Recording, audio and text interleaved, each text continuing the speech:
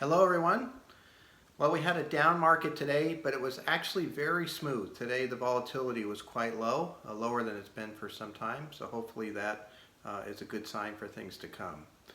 I want to focus on what we own inside of our portfolios. Sometimes it's a little hard to see the exact stocks that we have, and so I've generated a list of the top holdings, and I've compared that to a list of companies that have the highest amount of free cash flow and really good balance sheets.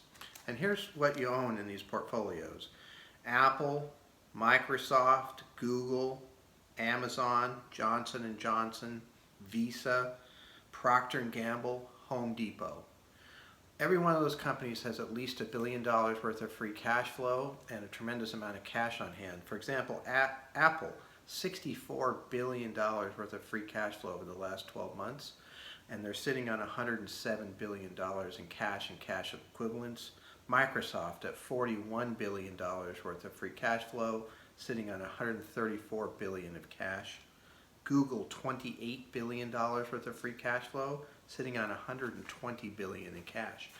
And so those are really important to understand when you're thinking about your portfolio and you're seeing things go down. Remember what's going down. These companies are very solid. They can take advantage of this. They will eventually start to rebuy shares again using some of their cash flow and cash. And if things get really bad, these are the types of companies that can survive these types of downturns the best. And so that's why we wanted to have that kind of flight to quality. And these are the types of companies that you own in your portfolio. So when you think about your portfolio, think about that. And so I want to thank everybody very much for listening to the video, and please stay healthy and safe, and I will talk to you tomorrow.